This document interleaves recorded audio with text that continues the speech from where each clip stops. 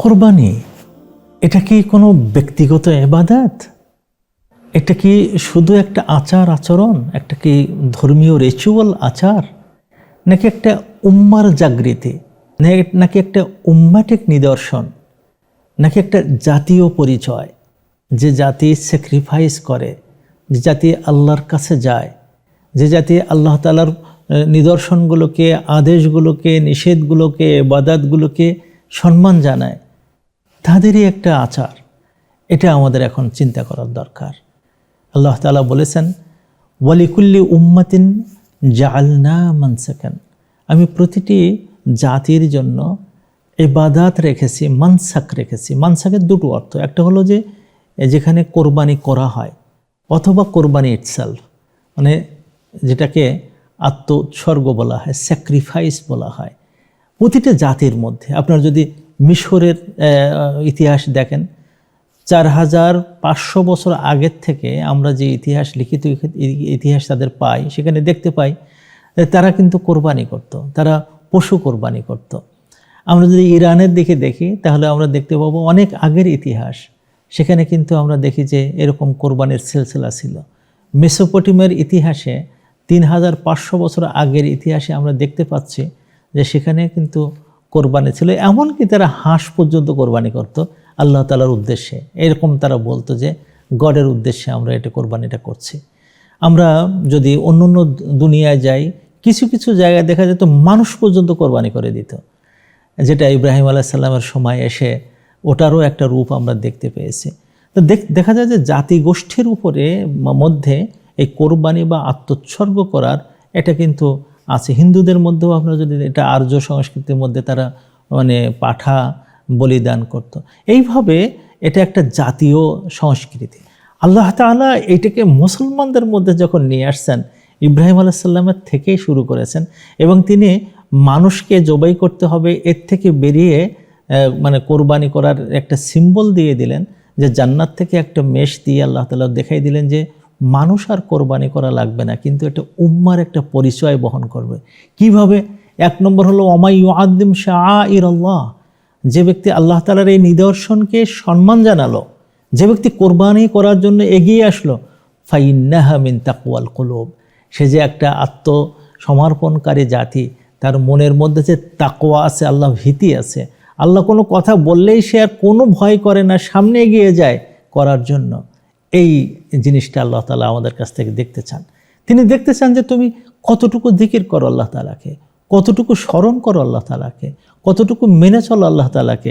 তিনি সেইটা আমাদের কাছ থেকে জানতে চাচ্ছেন।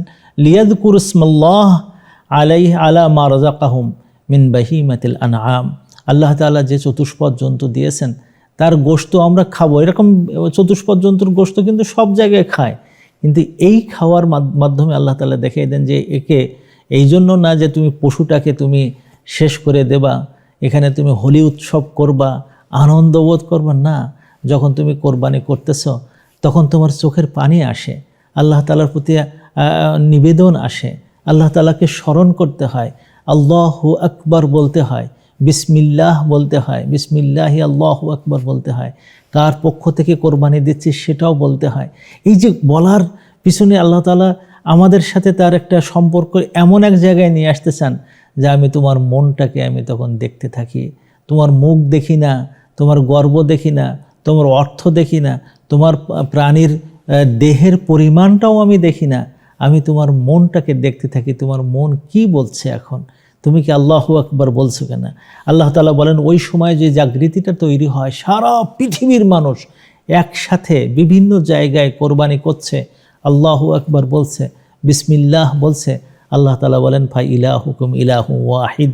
এখন এই জায়গায় প্রমাণিত হয়ে যায়, সবাই দেখতে পায় যে এক আল্লাহর কাছে যে কিভাবে তারা ধর্ণা দেয়, কিভাবে তারা উৎসর্গ করে, কিভাবে তারা আত্মসমর্পণ করে। এবং আল্লাহ তাআলা এই জায়গায় আমাদের দুটো শব্দ বলে আমাদেরকে আমাদের কাজগুলোকে দেখতে চেয়েছেন যে কোরবানি কি।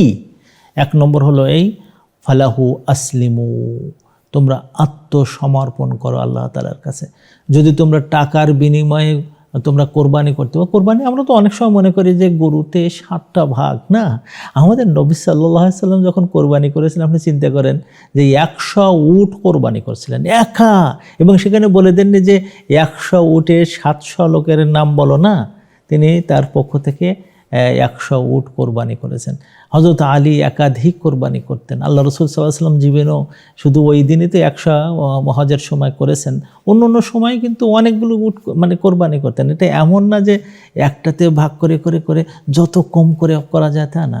ওয়ালাহু আসলিমু, তোমরা আত্মসমর্পণ করো। আত্মসমর্পণ করার একটা বড় জিনিস হলো এই যে আপনি যখন এটাকে জবাই করতেছেন, এত নিজের অহংকার কেন হবে? আমি এত টাকা দিয়ে খরচ করেছি, গলায় মালা দিয়ে ঢোল বাজিয়ে কেন মানুষের কাছে দিতে হবে? আপনি দেন নির্জনে, নিভৃতে, এবং ওইটা কোরবানির পরে সেখানে সবাইকে বিলি করে দেন, গরিবদের মাঝে বিলান, আত্মীয়দের মাঝে বিলান, আপনি নিজে খান এবং আল্লাহ তাআলার শুকর আদায় করেন। আর 2 নম্বর হলো ওয়াবাশশিরিল মুখবিতিন। এক্ষেত্রে আল্লাহ তাআলা বলেন সুসংবাদ শুধু তাদের জন্যই হয় যারা মুখবিত হয়। মুখবিত কারা? যারা মন একেবারে আল্লাহ তাআলার কাছে সমর্পণ করেছে, তারা নিজের আত্মকে সমর্পণ করে দিয়ে মনে নিষ্ঠায় ভরে গেছে, আলোয় ভরে উঠছে, আল্লাহ তাআলার কাছেই ফিরে যাচ্ছে। আল্লাহ তাআলা বলেছেন, দেখো তোমার এই কোরবানি যখন তুমি করো, ওই রক্ত দুনিয়াতে পড়ার আগেই কিন্তু তোমার গুনাহ মাফ হয়ে যায়। আমি কি গুনাহ মাফের জন্য চেষ্টা করছি?